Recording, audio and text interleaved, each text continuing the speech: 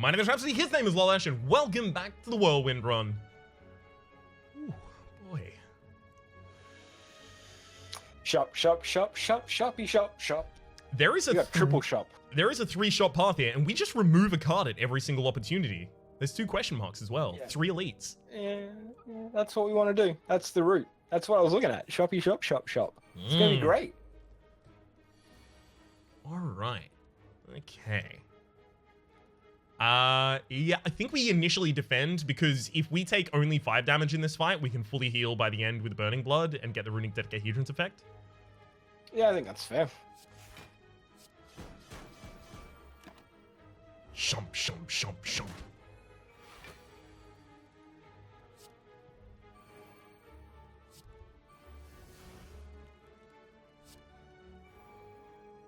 And then bash him. Alright, well, we're not going to fully heal after this fight.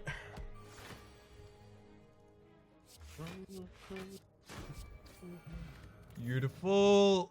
Probably not another clash. Now, usually I would, but we need the Whirlwind and Double Tap and Flex in the same hand, and every card we introduce is a lower chance of getting that. Yeah, and somebody picked this silly relic that means that we can't play multiple cards. Clash would be a great pickup there. You do this 100% of the time. We do this 100% of the time because we've got Yomamori. Even if we fail, we're fine. Ah, we did fail and we're fine. Self-forming clay. Whenever you lose HP in the combat, gain 3 block next turn, which means we can play more aggressively. Aww. It's fine. It is fine, but still. And here's our 6th card. Let's go. Put one of them on the ground. Do that to a higher HP. Get awful close to killing one, yeah. Draw Whirlwind for the kill. Get 15 block. Yeah, there we go. Bow, bow. Yeah, this is the Skipperoonie. Got some max HP. Mm-hmm. So have you seen this event, or have we talked about this? We saw it in the last How to Beat. Mm-hmm. It showed up. Yep. And in that How to Beat, we were playing a highly defensive deck where Apparition made no sense because we very rarely took more than 1 damage because we had Tori and a whole bunch of defensive cards. Yep. This is the exact circumstance where I think this is a great event because paying 1 energy so that we only take 1 damage and then we heal for 6 at the end of combat is actually really sweet. It does make our deck a little thicker. A little? And they're, yeah, a little thicker, like 33% thicker. It's a lot. I think we are going to be cutting 3 cards on this floor. We are, but I want to cut 3 defends. Yeah. The problem with the Apparition here is there's 5 of them, and we need initial impact. We need to kill in our first 2 turns. The same thing we were saying at the very end of the last episode, right? Apparition. Except so here's the thing, Rhapsody, right? Yep. So right now we got 16 cards. Yep. To kill on the first turn reliably against most things, we need to draw an exact 4-card combo, right? Which is Flex, Double Tap, 3-card combo. Flex, Double Tap, Whirlwind. Right? We need to draw Flex those. Whirlwind will do it right now. No. It will. There It's are 48. plenty of enemies. Yeah, there are plenty of enemies out there that have more than 48 HP. Elites. Our first fight. No, even just regular enemies. That first guy that we fought on this floor, who starts with 18 block or whatever. There are guys who will happily survive a Flex Whirlwind. We need to reliably kill things on this floor. We need Flex Whirlwind Double Tap in our opening hand. To get that Magic Christmas land in every single fight is highly unlikely. To draw 1 of 5 apparitions so that when those guys survive, we only take 1 damage. But okay, so I've played with this deck. 5 apparitions is a lot of apparitions, my dude. You start this deck with the Ironclad with 4 defends, right? And oftentimes you end up with a hand where there's 2 or 3 defends, and you're like, oh, fuck, great. Now I get to do nothing this turn. That happens all the time with the apparitions. Except the apparitions are amazing because you can play them and they last, right? So say you draw a hand and it's all apparitions. If that was all defends, you'd be super sad, especially if you were blocking for more than you needed to. If it's 5 apparitions, you just go, great, 5 apparitions are now played, and I can survive 5 rounds of combat taking 1 damage per turn. It's a big deal. I think this is the perfect deck for apparitions, and to top that off, we've already gained a bunch of max HP through Singing Bowl, so we'll have a higher base HP to start with, and we're going to continue to gain HP through Singing Bowl. I think this is the perfect deck for apparition. And it's going to make it so that we are way less likely to get first turn draw screwed and end up taking like 40 damage. I hate this, but okay. I don't want to do that, personally. Like, if we play Apparition here, it does nothing. Like, on turns where they're not attacking, you play it, and then it exhausts, and then your intangibility is gone. So yeah, well, you don't play it on this turn. You don't need to.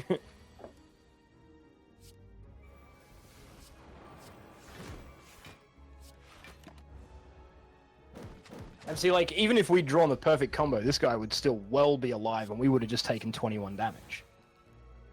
We have drawn 3 apparitions. We can't compare the decks at this point.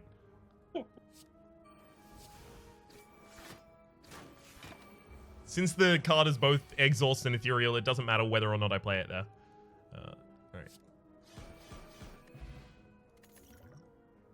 None of those. Yeah, we don't want any of those. We just want to continue to work up our max HP here. Mm-hmm. We have to play so many more cards. Oh, I hate Apparitions so much. I actually don't hate it. That's a bit overstated. But I do not like it in decks where I'm looking for specific combo pieces.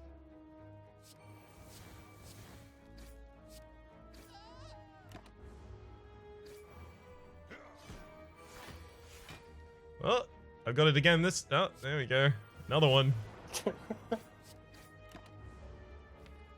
Flex. This fight, yeah, Flex Whirlwind double tap is coming. Look, it's all going to come on the same turn. Is it? Apparently not, but I mean, double tap Whirlwind does the job.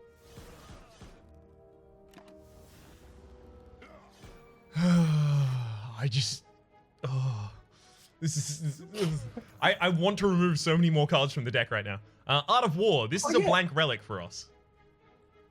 Yeah, we don't care about it at all. If you don't play any attacks during your turn, gain an extra energy next turn. I love this in decks that play like really expensive powers, like a Barricade deck or like even a Demon Form deck, because the turn after the Demon Form, oftentimes your Demon Form turn is Demon Form plus a defensive card, and then you get extra energy the turn after. Which is really quite nice. And this is another skip. Yep. Alright, we still have to upgrade. What is the upgrade on Apparition? Just It's out of curiosity. garbage. Zero It cost? removes the Ethereal so that it shuffles back into your deck. And, like, for this, it's especially garbage. For a defensive deck, it would not be garbage because Ethereal only really matters, right? If you cycle back through your deck to where you would get the same copy of it again. Yeah. So the fact that it's exhausted matters. But if you are going to cycle through your deck a bunch of times, you're probably playing a defensive deck because an aggressive deck is not going to cycle through its deck. Otherwise, you've already lost, right? You need your upfront aggression because you're not defending.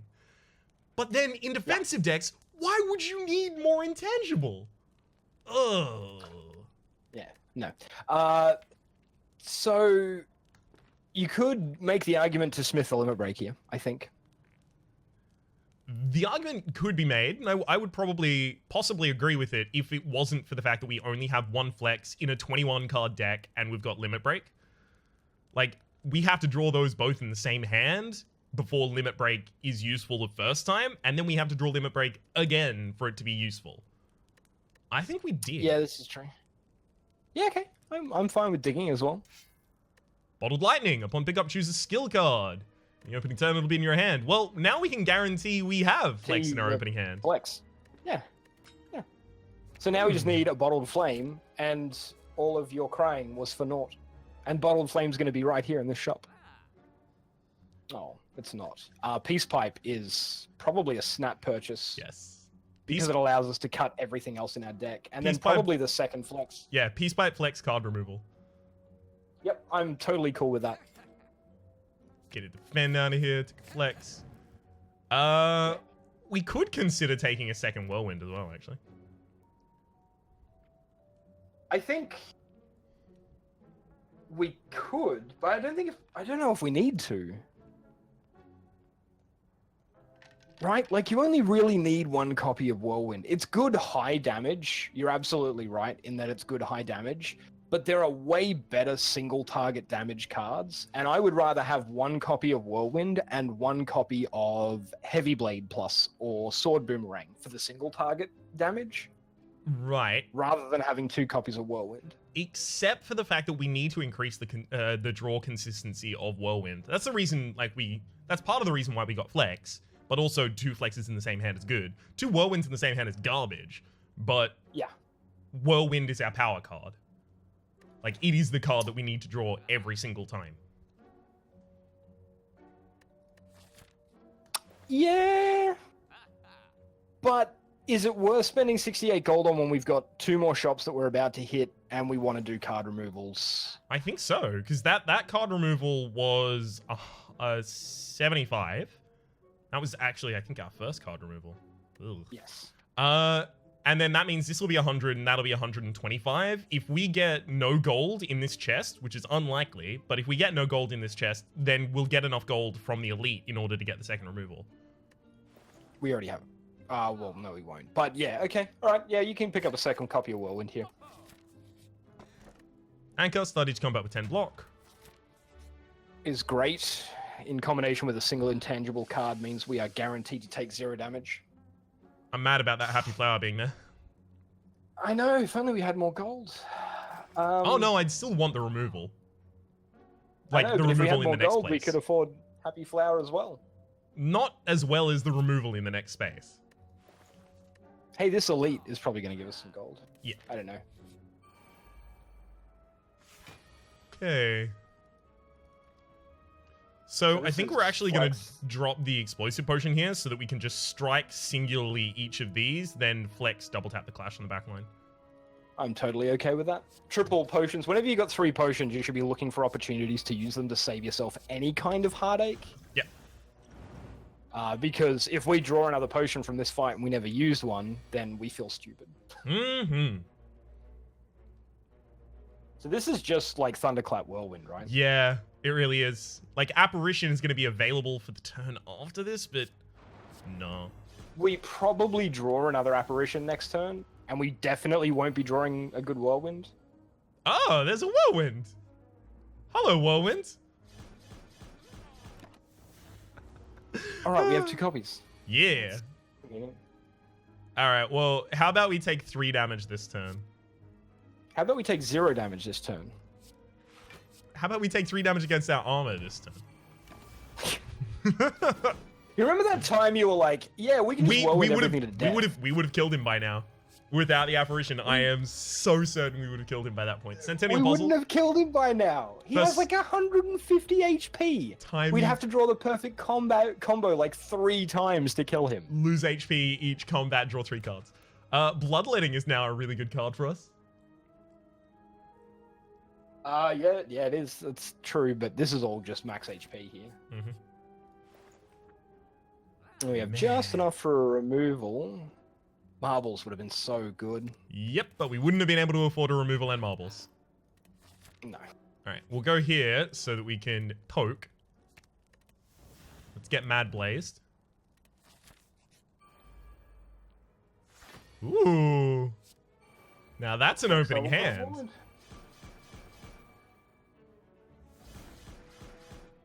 Nice.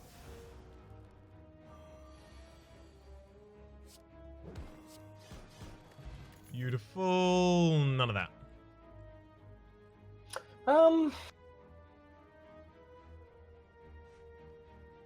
Now that we've cut so many of the defensive cards in our deck, you could make an argument for a second clash to boost up our single target damage potential. See, I still just don't want to jeopardize... Like, Basically, in single target fights that we're not going to win instantly, so basically like boss combats and certain elites, the way that I think we can win with this deck is just by having Flex and our limit breaks consistently in similar hands. So we can just get a strength engine going on and then just draw a Whirlwind for the kill. I think adding any card to the deck and not just removing at every available opportunity is going to jeopardize that. Okay. Clash works super well in this deck archetype, though. It does. And if we didn't have the Velvet Choker, if we had any other source of energy, I would be much more inclined to do it. Because then you can upgrade the double tap and you can double tap 2 clashes.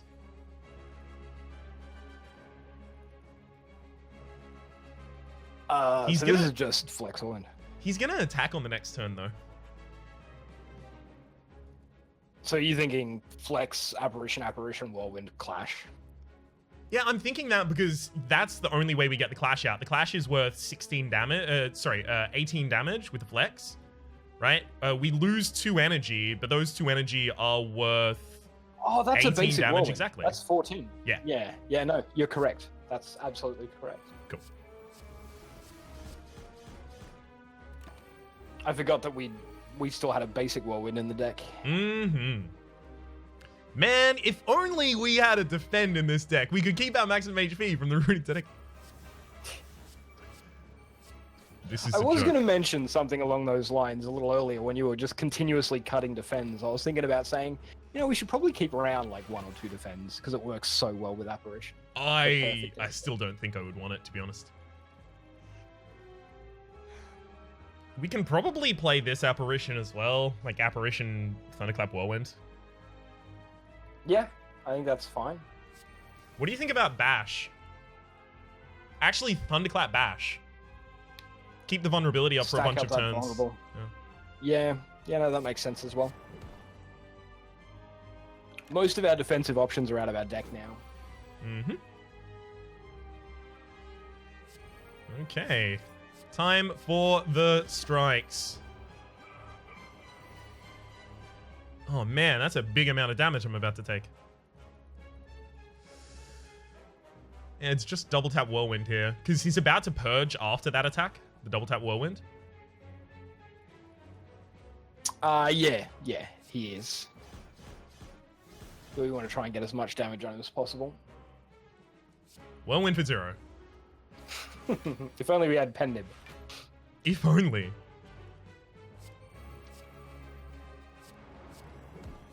Man, get all of our vulnerability triggers right before he purges himself. He didn't purge. He's gonna purge this turn. Yeah, I know, but he didn't purge last turn. Lucky us. That's true. We're not getting our flexes on the right turns, unfortunately. Speaking of, flex. We probably weaken the enemy here, right? Double tap the Clash. Yeah. Yeah, you definitely want to... Well... No, you double tap the Whirlwind. Yeah, no, we can't kill him. The Clash is 18 damage, but double tapping the Whirlwind is 27. Yes, but if you double tap the Clash... Oh, wait, if you double tap the Clash and then Whirlwind...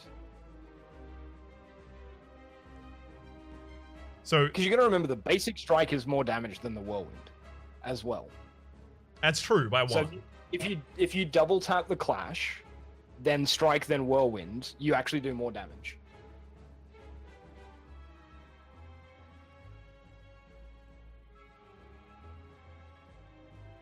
Rhapsody, wait, what? You can hear the gears turning. If you double tap Clash, then strike, then Whirlwind, you will do more damage. Okay, hang on. Double tap. 36 plus 10 is 46, and then we would plus be Whirlwinding for 9 and 9, so 18 is 64. No? 54. Okay? Mm-hmm. Double tap Whirlwind is 27 twice, so that's 54, plus Clash. Plus we got the Clash. Right, yeah, no. I'm wrong. I'm so wrong. That's why the gears were turning, because I was like, hang on, that's garbage. You need to weaken him, because if you don't, we are 2 HP away from dying. Like we can weaken him, but also we're not going to survive another hit after this weakened or not. Yeah, true. That's very true. I'm just gonna make sure that's not lethal, right? It's 51. Yeah, we're fine. It's 51. Whee! Goodbye. Look at that extra energy coming in clutch. Thank you, Velvet Choker. Well, I mean, yeah. plus 2 max HP here. None of those cards are worth it. And we didn't get any energy here, as I assumed may have been the case. So gross. Well, we're definitely not getting Sozu, so White Beast is nice. It is. It's true. That's also going to give us the opportunity to use to stack a bunch of strength potions before we go into the final fight, so that our limit break is always active. Yeah, or even just a single strength potion is nice. Black Blood means that we're more likely to heal the full, so dodecahedron's active, which is kind of pseudo plus energy. It's true. Moving on to the next floor. And Runic Cube is garbage because we have no source of dealing damage to ourselves in our own deck. Yep.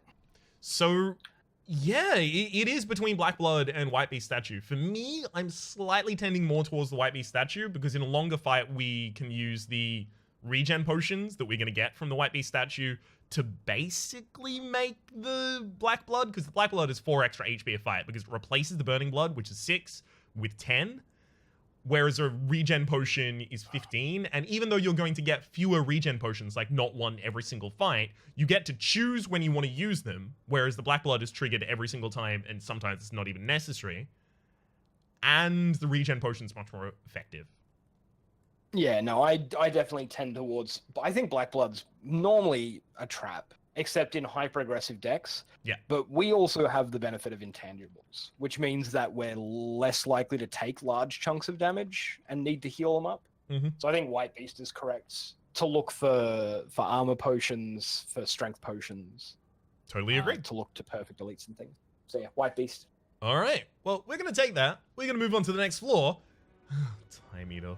Well, actually, as long as we trigger the Velvet Choker every single turn, then we'll just, we'll be fine against the Time Eater. We'll have massive turns and everything will be okay, right? Please tell me it's going to be okay. It's not going to be okay, Rhapsody. For the moment, my name has been Rhapsody. His name has been Lollash. Hopefully you've been enjoying yourselves, and hopefully we'll see you next time in about, like, 8 minutes.